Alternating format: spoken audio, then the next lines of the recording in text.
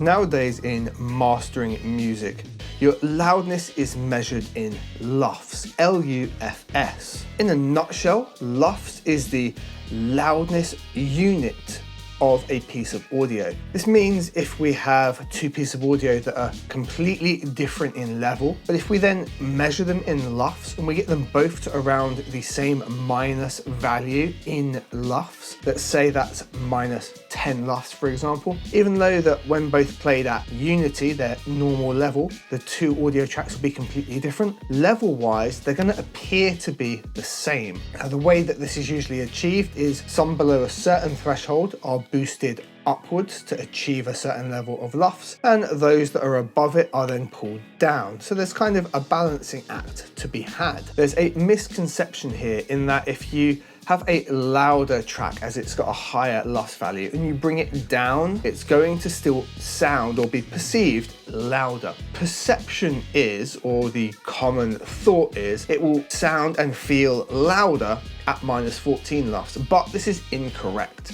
So taking that track and just reducing it down, because LUFS is a measurement of loudness, it will still be perceived exactly the same loudness. So what I've done here, got a track that was mastered to around the minus 14 mark, put it all the way up to minus about 7.5, I put minus 8 as the marker in there, and then I've reduced it back down to 14 like the platform would. So this is it playing back at full quality, you've got to remember that as well, and this is going to be the difference. Let's check it out.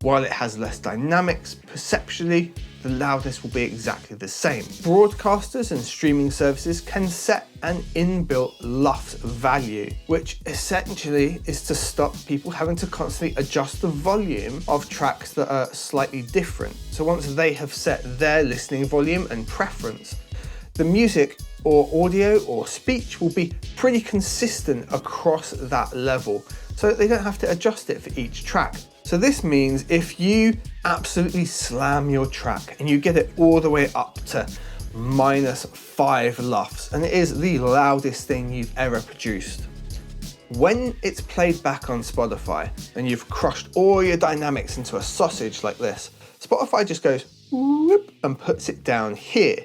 You're not benefiting in any way by doing that, but there is a happy medium, and the purpose here is to discover where is too loud. I've done mastering videos before, and I've shown where I'm specifically going to streaming services and I've targeted the minus 14 LUFS, knowing that the majority of people listen around that range and it gives me my full dynamic range in my track. However, if that was to go out to a DJ, it would definitely be too quiet to play in a venue. So there's got to be a happy medium to have here. Now, personally, I will master my music to go out to streaming services, YouTube, and if it's going to a DJ, separately. I'll do separate files for those things. I want a really loud version for DJ and playback. I want a Spotify version that's got this full dynamic range and goes to around the minus 14 LUFS marker. And for YouTube backing music, I do an even quieter, more dynamic version, so I can sit it in the back of videos like this with ease, and the dynamics will poke through nicely without overwhelming everything else. And then to get my music on all of the streaming platforms, I use a service called Distrokid, who are sponsoring today's video. Distrokid will get your music onto all of the major streaming and download platforms at a price an independent artist can easily afford. If you want to get your music out there, check out the link below for a discount on your first year today. So we've got people arguing that -6 is potentially a LUFS target For things like dubstep and some EDM, when you look at something like broadcast, perhaps Netflix, where their LUFS standard is -23. That is an outrageously dynamic range. When you look to Spotify's -14, the fluctuation is absolutely huge. But pushing something all the way up to -6 LUFS, well, the reality is you're going to be taking the dynamic range out massively and crushing it to get it to that level. If that's part of the musical sound and it works for the track, that's great, but it's going to initially give fatigue to whoever listens to it within a few minutes of them getting through that track. You want your dynamic moments, you want your nice breakdown, you want your big hitting moment. But then if you don't take some consideration that you're going to try and slam this track to its maximum loudness, why are you taking the time to craft all of those intricate moments? They're just going to go like this, into this range. From here, they're just getting squished down because you're going for this excessive loudness target. If we have a look at pushing tracks louder and louder in terms of LUFS, when we get to around the -9 LUFS region, we've lost any real dynamic that was there within, say, a main section, so a section that contains bass, drums, vocals, etc. When we've pushed it to that kind of level, the dynamic range is basically gone, but we can still have dynamics in breakdowns and other sections.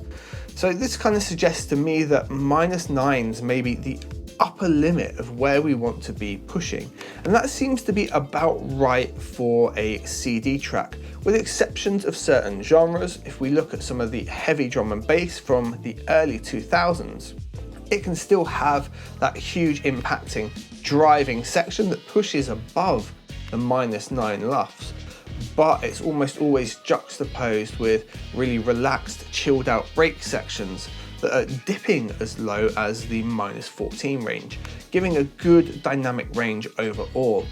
And that's another thing to be said. If we look at a section of music to be particularly loud and aggressive, but then the overall track is reduced down significantly, well, that brings everything else down with it, because LUFS is measured over time and over the course of a whole track.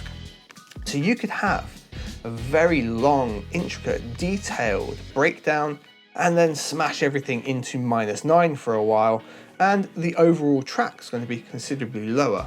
And that is how you can have perceptually louder sections of a track. Just because your track is louder consistently doesn't mean when it's played back on something like Spotify at -14, it will be perceptually louder. It won't, it will be the same. What you can do is have an overly dynamic track and a very loud section which will lift up and be louder for those few moments or for that initial impact and drop. But if that brings everything else up and the whole track is too loud, it'll just be brought back down.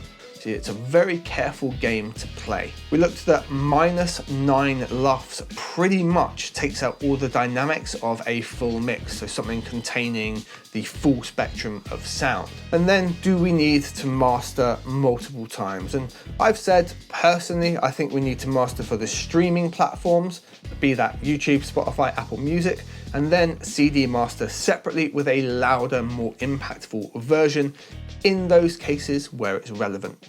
I hope this has been helpful for you. It's been a good discussion to have and clear a couple of things up. If there's any more questions you have, leave a comment down below and I will do my best to help out. Take care.